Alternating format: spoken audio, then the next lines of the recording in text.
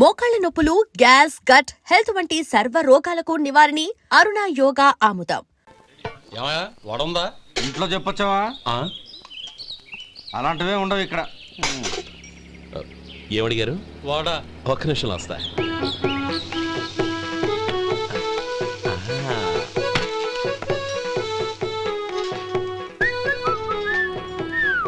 ఇంకేనా కావాలా? వద్దు. ఇవాళ మన హోటల్లో వడవేయలేదుగా, మరి ఆ వడ ఎక్కడిది? నిన్న ఎలకబోలో వడ పెట్టాను, అదే ఇది. మరి ఎలక అది వాసన చూడగానే చచ్చిపోయింది. చూసారా గురువు గారు, మీకోసం మీ హోటల్ కోసం మేమిద్దరం ఎంత పాటు పడుతున్నాం. థ్యాంక్స్ అయ్యా. ఇప్పటికైనా మా జీతాలు నెలకు నాకేమో. సుబ్బారాయుడు బాగున్నావా? ఎప్పుడొచ్చా?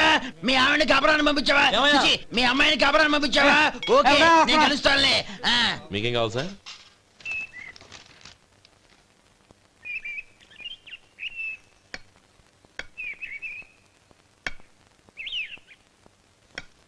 ఎక్కడి నుంచిరా ఉత్తరం?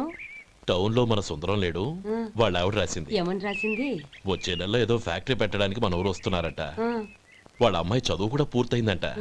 చిన్నప్పుడు ఎప్పుడో చూసుంటారు, ఎదిగిన తర్వాత ఎలా ఉందో చూడమని ఫోటో కూడా పంపించింది. అవును, అమ్మాయి ఫోటో ఎందుకు పంపించినట్టు? ఇందులో అర్థం కాకపోవడానికి ఏముందిరా, చిన్నప్పటి నుంచి ఆ గౌరీని మనం మధుకిచ్చి చేద్దాం అనుకున్నదే కదా, సంబంధం మాట్లాడడానికి రమ్మని అర్థం. ఓహో, అదా సంగతి. అయితే మంచి రోజు చూసి బయలుదేరతాను. ఫోటో తీసుకెళ్లి తమ్ముడికి చూపించు. అలాగే. ఒరే గోపి, ఇలా రారా. ఏంటన్నానమ్మా? పట్నంలో మన సుందరం లేడు, వాళ్ళ ఆవిడ వాళ్ళ అమ్మాయి గౌరీ ఫోటో పంపించిద్రా. అలాగా? ఏది? చిన్నప్పుడు ఎంత ముచ్చటగా ఉండేది, ఇప్పుడేంట్రా ఇలా తయారైంది? చాలా అసహ్యంగా ఉంది. ఎత్తు పళ్ళు, చప్పుడి ముక్కు, బా నాకు డోకొస్తుంది బాబు. ఏంటనే వదినేలా ఉంది? రేయ్, ఎలా ఉన్నా పర్వాలేదురా, తనే నా భార్య అని చిన్నప్పుడే ఖాయం అయిపోయింది. ఆ ఫోటో లేవు. వద్దన్నయ్య, ఈ ఫోటో నువ్వు చూసావంటే జీవితం మీద విరక్తి పడుతుంది. ఏడ్చేవులే. అన్నయ్య, వదిన సూపర్. స్వామి, తమ్ముడి సంబంధం మాట్లాడడానికి వెళ్తున్నాను. అంతా సవ్యంగా జరిగేటట్టు చూడు.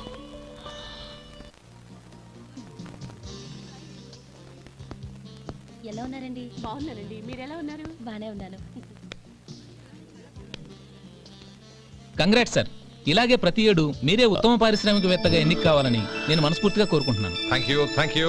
ఆయన కాకపోతే ఇంకెవరు ఎన్నిక అవుతారు sir? Yes, you are right. రేయ్ సుందరం, ఎలా ఉన్నావురా? బాగున్నావా? ఏంటంటే అలా చూస్తున్నారు? సుందరం నా స్నేహితుడు, పైగా మా ఊరివాడు. చెప్పరా? ఎక్స్క్యూజ్ మీ, ఇలా కూర్చునుండు, ఇప్పుడే వస్తాను. అలాగే.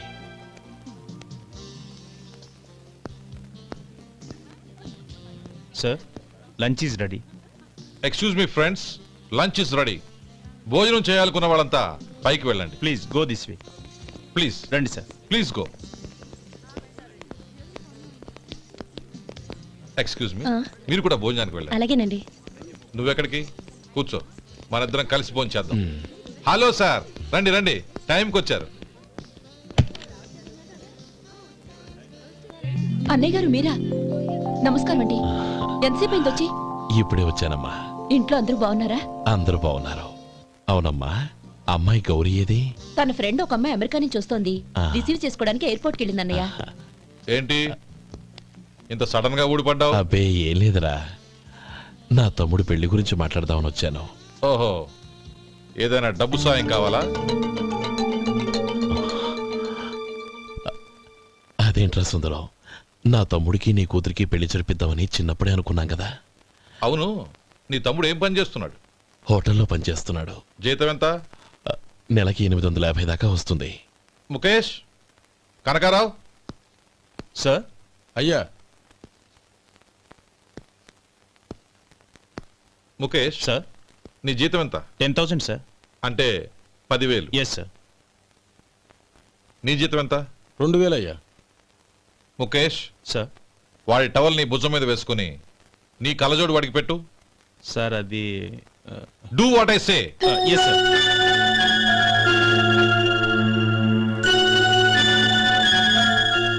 ఎలా ఉంది? బాగోలేదు. ఏ కోటు బూటు వేసుకున్న ఆయన టవల్ వేసుకున్నాడు, పంచెకట్టుకున్న ఆయన కళ్ళజోడు పెట్టుకున్నాడు. పొంతన లేదు. కదా మ్, ఇక మీరు వెళ్ళండి. Yes sir. నీ తమ్ముడికి నా కూతురికి పెళ్లి జరిగిందంటే వాళ్ళ జంట కూడా ఇలాగే ఉంటుంది. ఒకప్పుడు నువ్వు నాకు చాలా డబ్బు సహాయం చేశావు, నేను కాదంటం లేదు. కావాలంటే ఆ డబ్బు వడ్డీతో సహా తీసుకో.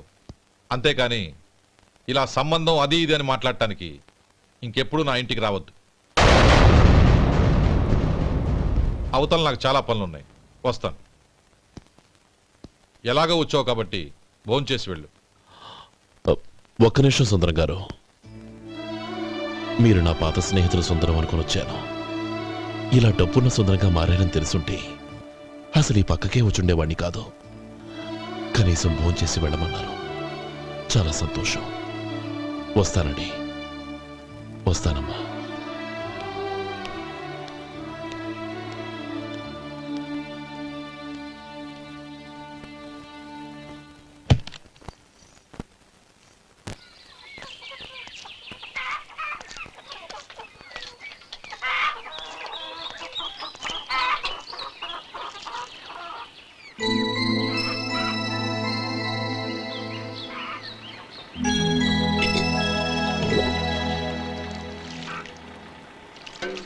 ఏరా సుందరాన్ని కలిశావా?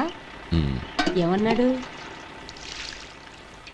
అమ్మాయి జాతకం ప్రకారం ఇంకో 2 ఏళ్ల వరకు పెళ్లి చేయకూడదంట.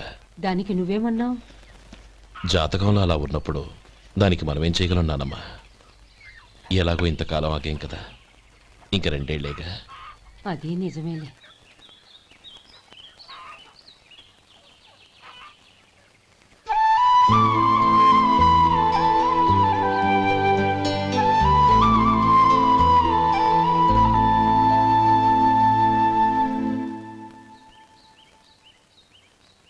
అక్కడ నిన్నెవరైనా అవమానించారా అన్నయ్య? అబ్బే, అలాంటిదేం లేదే. అవును, ఎందుకలా అడిగావు? అన్నయ్య, చిన్నప్పటి నుంచి నా మొహాన్ని నేను అతనిలో చూసుకున్న దానికంటే నీ మొహాన్ని ఎక్కువగా చూశాను. నీ ప్రతి కదలికకు అర్థం నాకు తెలుసు. ఒకటి మాత్రం నిజం అన్నయ్య, నువ్వు తలంచుకుంటేనే గౌరీ నాకు దక్కుతుందనుకుంటే ఈ జన్మే కాదు, ఎన్ని జన్మలెత్తినా అవి నాకు అక్కర్లేదు.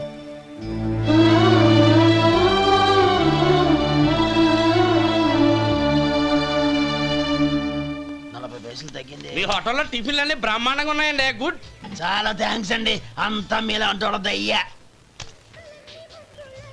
ఎరా సుబ్బారావు, ఎలా ఉన్నారా? బాగున్నావా? అలాగే మిగతా చిల్లర ఉన్నా. మిగతా చిల్లరేంది? మిగతా చిల్లర ఏందంటారేంటండి? 100 ఇచ్చాను కదా, మిగతా చిల్లర ఉన్నా. ఏంది జోకులు ఎత్తన్నావా? నీతో జోకులు ఇవ్వాల్సిన అవసరం నాకేంటయ్యా? నువ్వేమన్నా నా బామ్మర్దివా, బంధువా?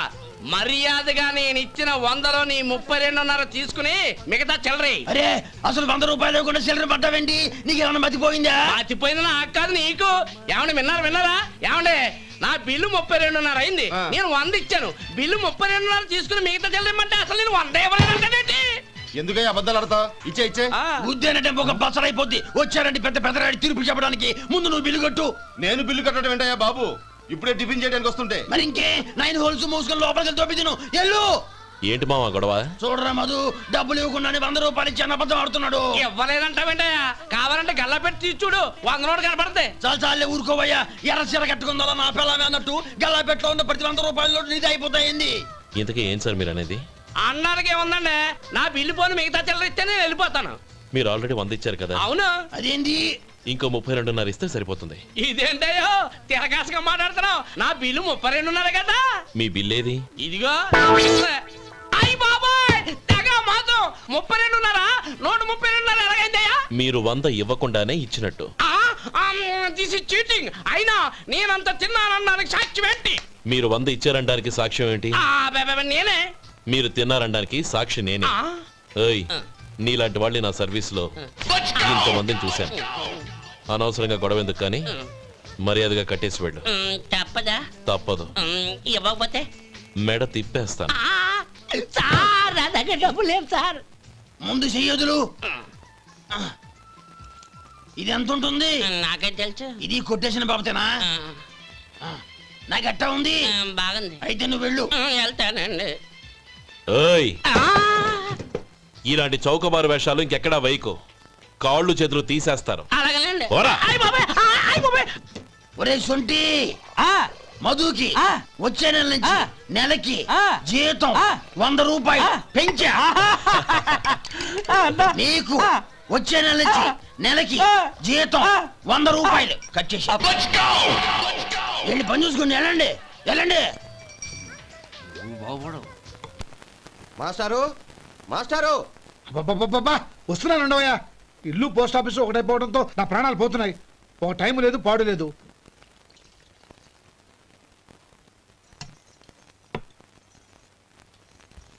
ఏమండి, సాయంత్రం అమ్మాయిని చూసుకోవడానికి పెళ్లివారు వస్తున్నారు. అయితే మర్చిపోతారేమోనని. ఎందుకు మర్చిపోతాను? ఇది 36వ సంబంధం. వాళ్ళందరికీ నచ్చంది, వీళ్ళకి మాత్రం నచ్చుతుందా? మర్చిపోతానంట, మర్చిపోతాను. ఏంటో కంగారు? వస్తున్నాను కదా. ఏం కావాలి? 2 ఇంగ్లాండ్ కవర్లు 2 కార్డులు రండి.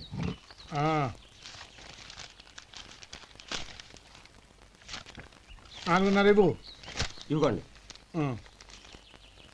ఇదిగో. అరే గోపాలం, ఏంట్రా బయట నిలబడ్డావు? లోపల రారా. ఏం లేదురా, నువ్వేదో దుమదుమలాడుతుంటే లోపలికెందుకని బయటే నిలబడ్డాను. అవును, ఎవరి మీద కేకలేస్తున్నావు? ఇంకెవరి మీద? నా పీకి గుదిబండ్లా తయారైందిగా నా కూతురు, దాని మీద. ఇప్పటి వరకు దాదాపు 40 సంబంధాలు చూశాను రా. వచ్చిన ప్రతి వాళ్ళు ముందు లడ్డూలు తిని బాగుందంటారు, తర్వాత పకోడి తిని బాగుందంటారు, తర్వాత పిల్లలు చూస్తారు, వెళ్ళిన తర్వాత ఉత్తరం రాస్తామంటారు. అంతే, మళ్ళీ తుపాకీ దెబ్బ కూడా దొరకరు. కారణం ఏంటో చెప్పరు. అంతా నా కర్మ. ఏ జన్మలో ఏ పాపం చేశానో ఏమిటో. అసలు దీని జాతకంలోనే ఇది చెల్లుందిరా. ఎవరినన్నా ఏ లాభం? రే ఏంట్రా ఆ మాటలు? అమ్మాయి బాధపడదు. కొత్తగా బాధపడటానికి ఏముందిరా? తిట్టి తిట్టి నాకు పడి పడి దానికి అలవాటైపోయింది. నా సంగతి సరే, ఏంటి ఇలా వచ్చావు? ఉత్తరం మనీ ఆర్డరు అంతేగా? రేయ్, నేను మాట చెప్తాను, నువ్వేం అనుకో కదా. భలేవాడివే, చెప్పరా. సంపాదించిందంతా తమ్ముళ్ళకే ఖర్చు పెట్టకుండా నీకంటూ కొంచెం వెనకేసుకోరా. నా గురించి నీకు తెలుసుగా.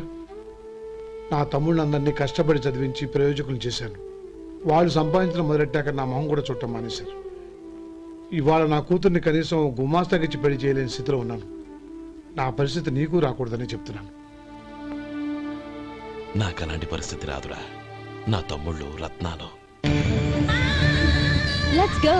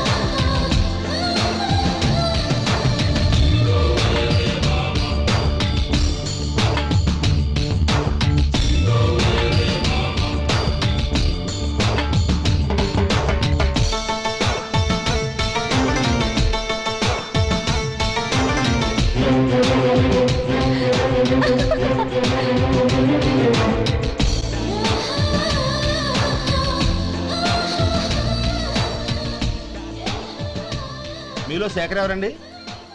నేనే. ఏ మీకు మనీ ఆర్డర్ వచ్చింది. ఇక్కడ సంతకం పెట్టండి. రే మధు. అరే శంకరం బాబాయ్, మీరా? రే ఓ స్పెషల్ టీ బై రండి, కూర్చొని మాట్లాడుకుందాం. అలాగే. ఏంటి ఇలా వచ్చారు? ఏం లేదురా, ఆ. పట్టణం నుంచి పెద్దోళ్ళు ఎవరో వచ్చారు. మన ఊళ్ళో ఏదో ఫ్యాక్టరీ పెట్టబోతున్నారంట. తోట బంగ్లాలో దిగారు. సరే. వాళ్ళకి ఒక డ్రైవర్ కావాలంట, అందుకోసం వచ్చాను. ఆహా. అవును, అంతకుముందు నువ్వు మోటార్ ఫీల్డ్ లో పనిచేసావు కదా, నీకు తెలిసిన డ్రైవర్ ఎవరైనా ఉన్నారా?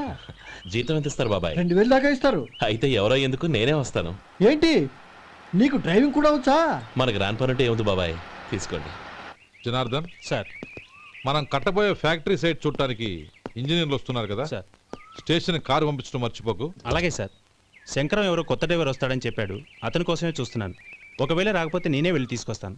గుడ్. ఎవరో చూడు. Okay sir. సార్ నమస్కారం సార్.